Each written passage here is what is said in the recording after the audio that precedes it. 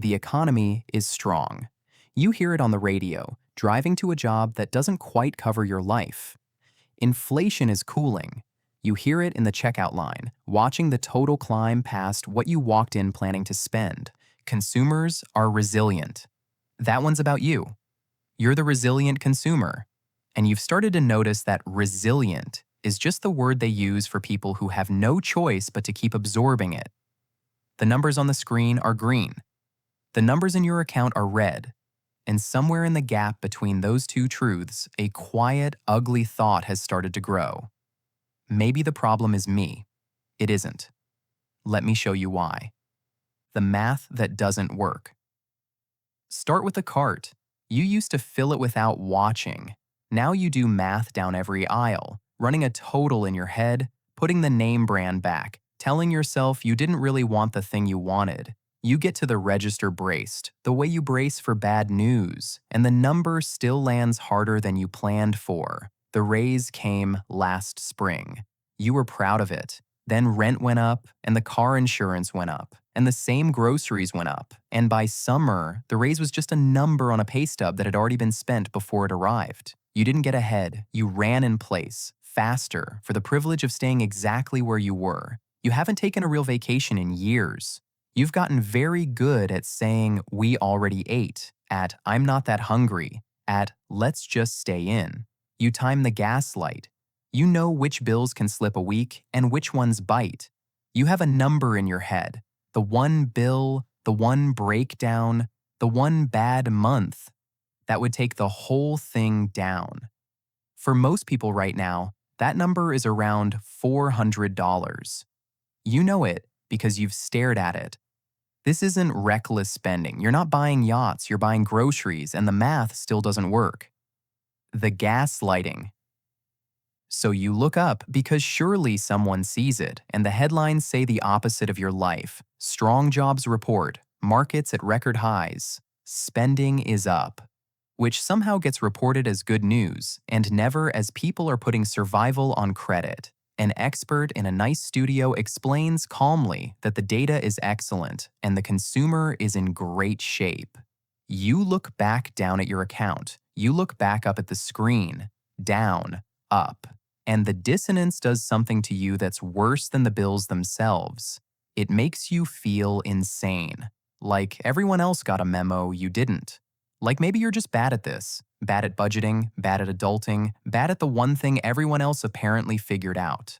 That's the part that grinds you down, not the price of eggs, the gaslighting, the growing suspicion that you are failing privately at something the whole country is supposedly passing. You stop bringing it up, because the one time you did, someone said, "Well, the economy's actually doing great right now," and you just nodded and felt smaller.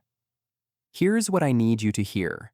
You are not bad at this. You are not the only one, and you are not imagining the gap.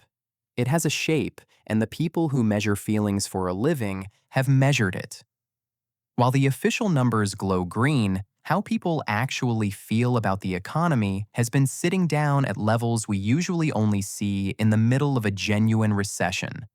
Half the country flatly does not believe their pay will ever catch up to what life costs. The savings rate has thinned to almost nothing. Record numbers of people are carrying a balance just to stand still. There's even a name for it now because it got too big to ignore. The gap between an economy that looks fine on paper and an economy that feels like drowning to the people living in it.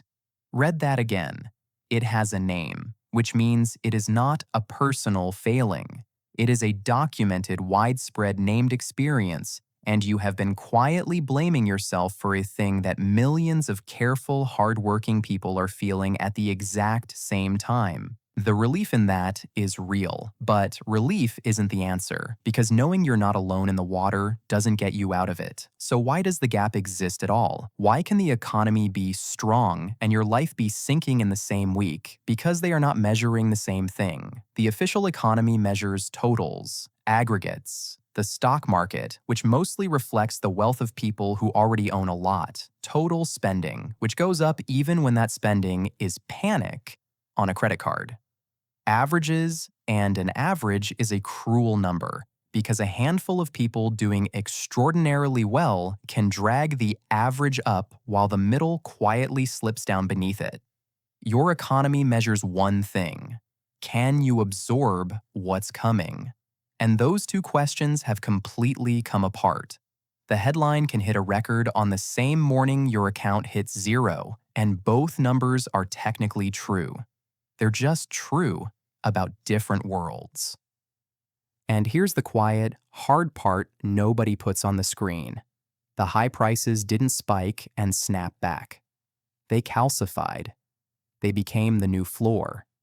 The emergency stopped being an emergency and became the status quo. The permanent, lowered baseline you're now expected to be resilient about, indefinitely, without complaint. Which means waiting for the economy to get better so you can finally breathe is a trap. You'd be waiting on a number that was never about you to come rescue a life it was never measuring. So stop waiting for the headline to feel better. It isn't coming to save you. It was never pointed at you. Build the other thing instead. Build your own economy. The small, private, boring one that doesn't care what the screen says. It starts uglier and slower than anyone admits.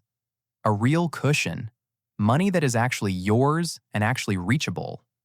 Built a little at a time, not because it's exciting, but because it's the thing that turns a $400 disaster back into a $400 annoyance.